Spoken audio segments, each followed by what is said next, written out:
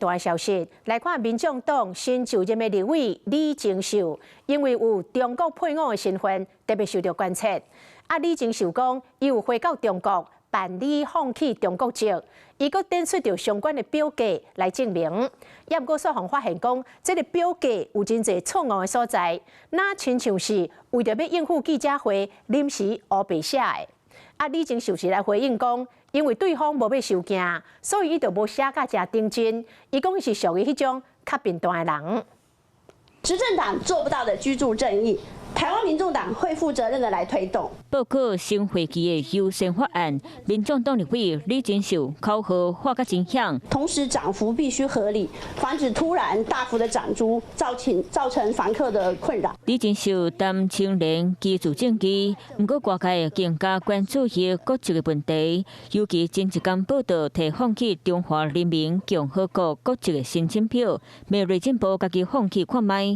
不过申请表却叫前警察赵民警发现，唔拿英文名写点打起，而且中国使用的是汉语拼音。不过李金秀的拼法使用维特码拼音，公民身份号码无写，即马大地址嘛敢若写台湾新潮，户口注销的时间甚至敢若拍一个勾，五大基点就叫积极可能根本就无申请。该补什么我一定都会补啊！他没有收件的时候，我说实话，邱慧姐是比较懒的人哈，能不做尽量不做。就伫伊提出证明出来了后，内政部佮一摆重新担任咱台湾立法委员，袂当有相定国籍，放弃他国国籍爱有证明，来确保对单一国家的效忠义务。刘委员嘛讲，要放弃无遐简单。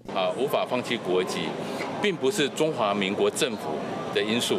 而是中华人民共和国政府不让他放弃。他们是质疑中选会的能力，还是质疑蔡政府整个蔡政府时期的那个执政法源合不合理？随李金秀正式上任，短时间内立法院会聘书，不过如何证明已经放弃中国籍，就看李金秀和内政部说落来如何攻防且搏兵。